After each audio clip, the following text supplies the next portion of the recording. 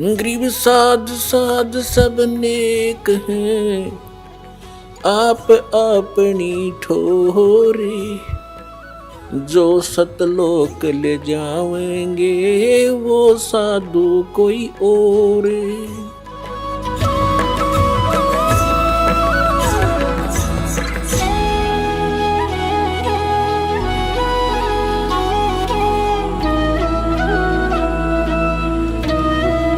तो धर्मराज के दरबार में जो परमात्मा ने कहा कि कर्म भरम ब्रह्मंड के मैं पल में करहूं नेस, और जिन हमारी दुहाई दी सो करे हमारे पेश। तो जब आप इन कमलों से निकलकर आगे पहुंचोगे,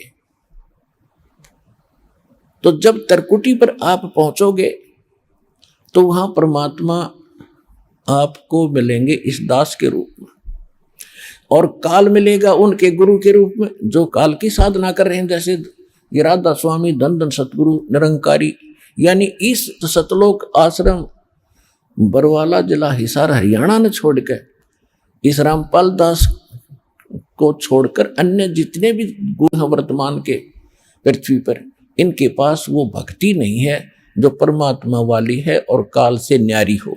तो वो सभी जो साधना कर रहे हैं, चाहे वो किसी की भी मान कर रहे हैं, वो सब काल उपासना है और वो सभी काल के ही मुख में रहेंगे।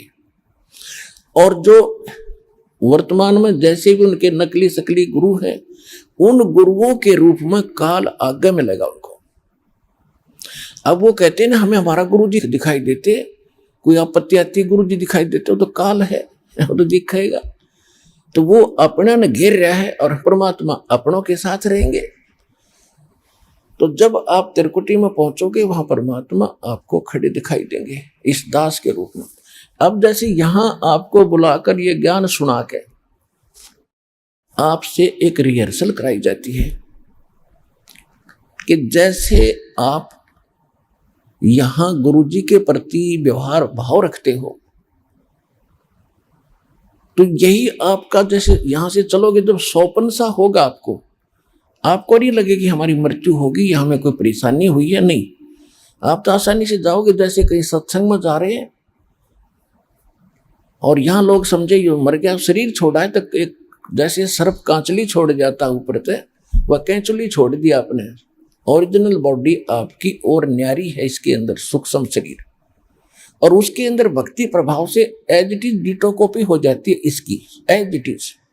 यही वस्त्र आप पर बने रहेंगे जो आप डेली पहना करते थे, और एज इट इज वो कॉपी हो जाएगी। ये जैसे सर्प की कांचली सर्प जैसी ही होती है।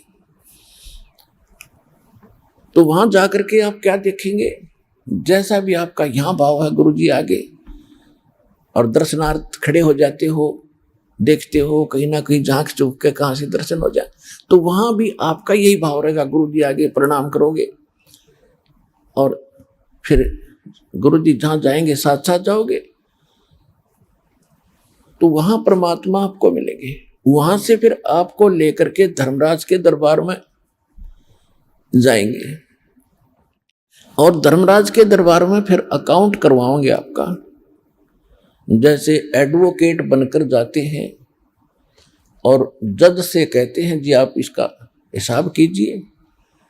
अब देखो यहाँ दो बातें हैं कि जिस समय परमात्मा मिले थे उनको जाकर गरीबदास जी के साथ, तब तो वो अपने वास्तविक रूप में थी, फिर वो जाएंगे दास के रूप में, गुरु के रूप में, तो वहां वो एज ए एडवोकेट खड़े होंगे और उनको कहेंगे जी लो इनका अकाउंट क्लियर करो। श्रीमद् भगवत गीता और वेद ये और सुख संवेद ये हमारे संविधान है भगवान का, और जो भी संत और गुरु होंगे इस संविधान के अनुसार ही जो साधना करते और करवाते वही सफल होंगे। तो वहां संविधान की धारा दिखाई जाएगी। गीता अध्याय नंबर 18 के श्लोक नंबर 66 को परमात्मा इस दास के रूप में धर्मराज की टेबल पर रखेगा कि आपका विधान है, संविधान में लिखा है, सर्वधर्मान परित्यज माम एकम शरणम व्रज अहम तवा सर्व पापे भो मोक्षामि मा शुच। कि युकाल भगवान यानी आपका राजा कहता है, यहाँ का मालिक कह रहा है कि मेरे सतर की जो पूजाएं हैं वो मुझे छोड़ दो, तब तुम उसकी शरण में जाओ। इसने उसकी शरण में जाना है। और आप जी इसके सत्र की जो ओम नाम की पूजा, ओम नाम की भक्ति साधना कमाई, उस 3 मंत्र के अंदर 3 मंत्र जो ओम तत्सत है, उसमें 3 मंत्र हैं। ओम और तत् एक सांकेतिक शब्द है, ओम तो सीधा ही है, ये 2 अक्षर मिलकर एक सतनाम बनता है। तो यहाँ उस 3 मंत्रों में से प्रथम मंत्र जो ओम है, उसकी कमाई ये ब्रह्म की है, और ये ब्रह्म का ही राज्य है, और ब्रह्म यहाँ का राजा है, और ये विधान वेद भी ब्रह्म के ही माने जाते, उसने दिए हैं, उसका विधान माना जाता। तो तुम्हारे संविधान में लिखा है, तो ये ओम नाम की कमाई आप रखो और इसका अकाउंट क्लियर करो 2 मिनट में। अब ठीक है, रखो, जाओ। फिर वहां से कहां जाएंगे?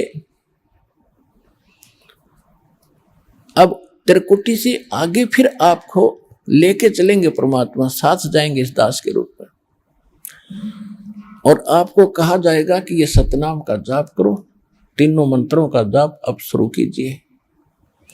तो जब सतनाम का जाप करते ही सार नाम तो अभी शेष ही रह जाएगा, इतनी सेकंड में वो ब्रह्मरंध्र खुल जाएगा। त्रिकुटी से आगे ब्रह्मरंध्र है, और ये ब्रह्मरंध्र इस सतनाम के अतिरिक्त नहीं खुल सकता, चाहे कितनी बार कितने मंत्र जाप कर लो। जैसे रामानंद जी एक बहुत बड़े महापुरुष और विद्वान माने जाते थे, 4 वेदों के ज्ञाता और 18 पुराण श्रीमद् भगवद गीता के विद्वान कहे जाते थे, ओम नाम का जाप करते थे, विष्णु जी को उपास्य इष्ट भी मानते थे, उनको भी परमात्मा वो भी कहा करते थे कि बहुत ऊपर तक मेरी समाधि जाती है। तो परमेश्वर ने कहा था, स्वामी जी चलिए, कहां तक आपकी समाधि जाती है? कहते योग युक्त प्राणायाम कर और जीता सकल शरीर, और त्रिवेणी के घाट में वह अटक रहे बलबीर। अभी इन्होंने कह खगा भी नहीं पता, ना त्रिकुटी का पता, ना त्रिवेणी का पता।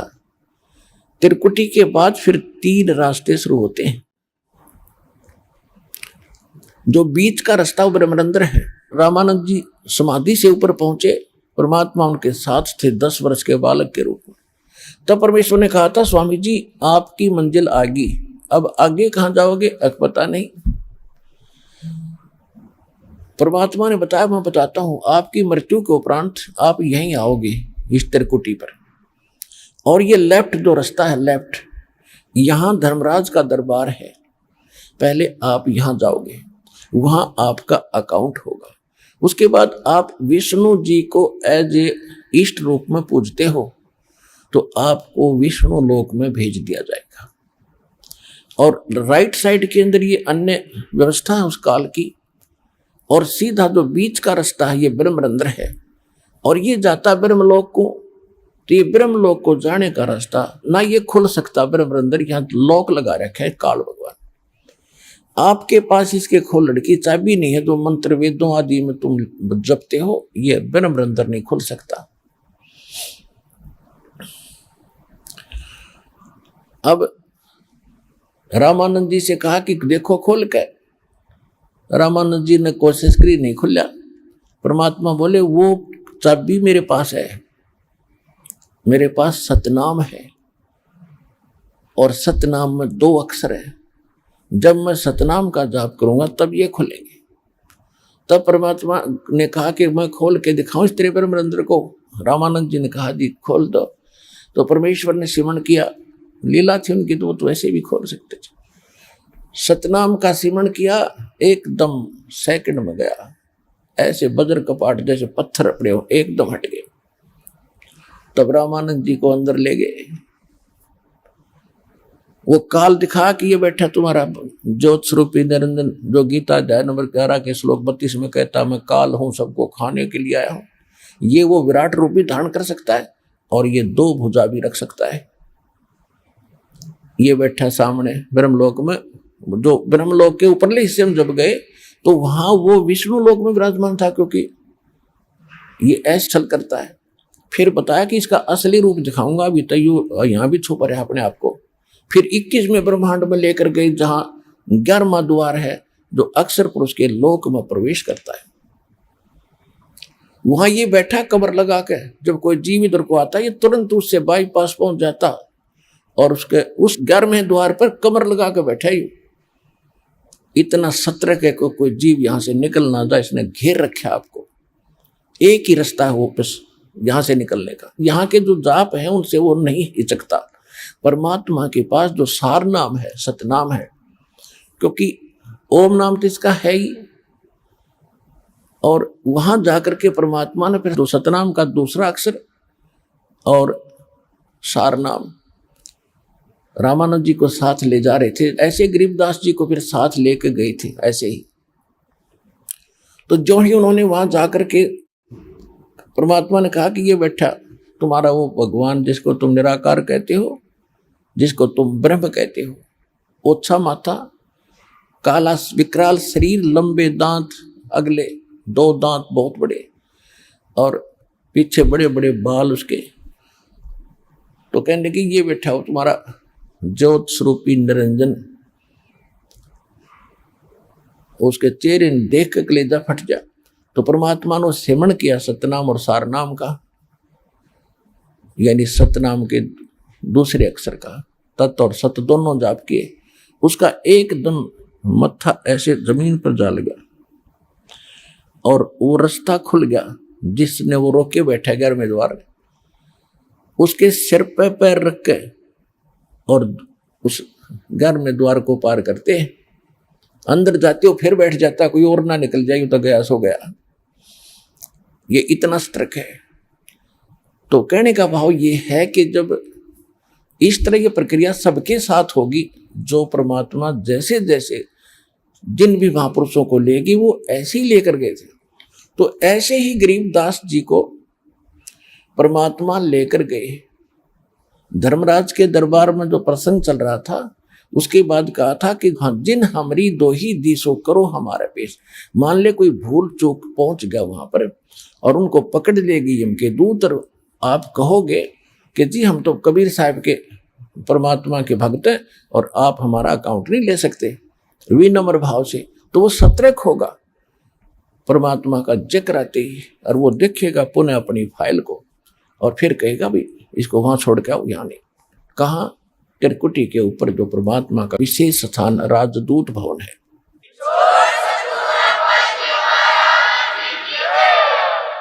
एक भक्त बता रहा था कि एक बार रात्रि में मैं सोया हुआ था और 2 यम के दूत आए, 2 व्यक्ति आए, कहने लगे आप चलेंगे। मैं उनके साथ हो गया, चलो। अब काफी ऊपर ले गए मुझे। मैंने पूछा भाई कहाँ ले जा रहे हो? कि चला आगे बताऊंगे तेरे को। मैं चला गया, जब थोड़ी सी दूर रह गया धर्मराज का दरबार, तो मैंने कहा कि तुम यम के दूत हो क्या? वो कहने लगे हाँ हम यम के दूत हैं। फिर तुम मुझे कैसे ले जा सकते हो? मैं तो कबीर साहब का शिष्य हूँ, कबीर साहब की भक्ति करता हूँ, आप नहीं ले जा सकते हमारे को, आपको गलतफहमी हुई है। वो कहने लगे तू चल आगे न, ज्यादा मत बोल। तो कहने लगा मैं उनके साथ झगड़न लग गया, गुट्टम गुट्टा हो गए। तो वो कहने लगे भाई जब इतना कॉन्फिडेंस से ये व्यक्ति बोल रहा है, कदे हमारे से गलती लगी हो, तू इसको पकड़ के रख, मैं अंदर आदेश लेकर आता हूँ। इब्नो खेचातानी मंदिर जाओगे तो साहब नाराज हो जाएगा।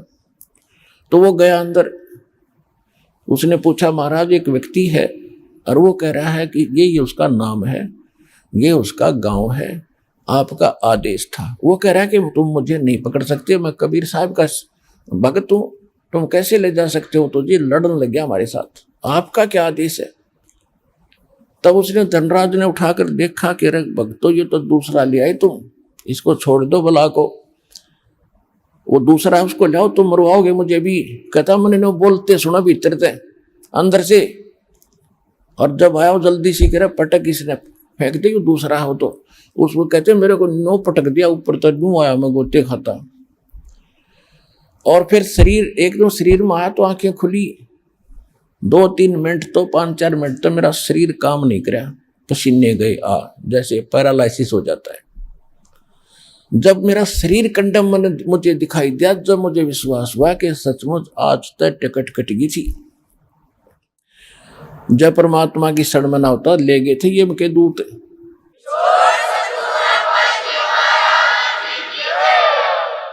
तब मुझे विश्वास हुआ कि ये सौपन नहीं, या सच्ची बात थी, बात बिगड़ गई थी, कती है भगवान। तो उसके बाद तो इतना दृढ़ विश्वास हो गया। तो पुण्यात्माओं, परमात्मा स्वयं भी कह रहे हैं और बहुत से प्रमाण भी आपको साक्षी करके दिखाएंगे। बहुत से भगत भी बताते हैं कि ऐसा ऐसा हुआ, फिर भगवान आए उनको छुड़वा दिया कि तुम नहीं ले जा सकते, इसकी उम्र हमने बढ़ा दी है। जम जो राजा से डरे और मिटे कर्म के लेख, अदली असल कबीर हैं ये कुल के सतगुरु एक। मासा घटे न तिल बजे, विद ना लिखे जो लेख, और सच्चा सतगुरु बैठ कर वही ऊपर मार दे मेघ। और परमात्मा भी कहते हैं कर्म भ्रम ब्रह्मंड के पल में कर हूं नेस, और जिन हमारी दो ही देही दुहाई दी सो करो हमारे पेश। अब कहने का भाव यह है कि गरीबदास जी को परमात्मा ले गए, ये सब व्यवस्था दिखा करके अपने बर में द्वार को पार करके तब सतलोक में प्रवेश किया। अभी तक कोई 10वां द्वार तो ऊपर कोई जाने नहीं था। और एक यो जम्मू के अंदर है रांजड़ी में मधु परमहंस जी, उसने कितने 11वां द्वार देख लिया कबीर सागर में। वो छाती कूटा, मेरे से बड़ा कोई ज्ञान नहीं, 11वां द्वार किसी ने आज तक नहीं बताया। ये तो हल्दी की गांठ पाकर पंसारी बन गए। जब नाम में भक्ति का ठीक नहीं तो 11वां द्वार पढ़ लिया, उससे क्या होगा, चाहे 12वां भी पढ़ लेता। वो उनको पार करने के लिए वो चाबी तो है नहीं जिनको खोल कर आगे जाएंगे हम। वो तो सतनाम और सारनाम है, आदि नाम उसी को कहते हैं, सार नाम को वो कोई अन्य मंत्र है, जिनको प्राप्त है उनको ज्ञान है।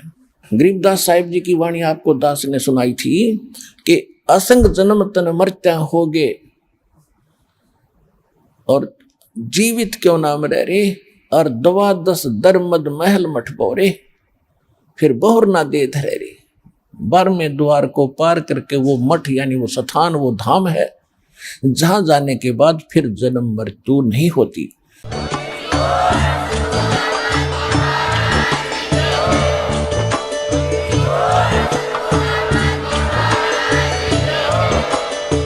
सुन रहे थे जगत गुरु तत्वदर्शी संत रामपाल जी महाराज जी के मंगल प्रवचन। अधिक जानकारी के लिए विजिट कीजिए हमारी वेबसाइट www.jagatgururampalji.org। संत रामपाल जी महाराज जी के शुभ आशीर्वाद से पूरे विश्व भर में 500 से भी ज्यादा नाम दीक्षा केंद्र हैं, जिन पर संत रामपाल जी महाराज जी द्वारा ऑनलाइन निशुल्क नाम दीक्षा दी जा रही है। अपने नजदीकी नाम दीक्षा केंद्र का पता करने के लिए संपर्क करें 8222 880541।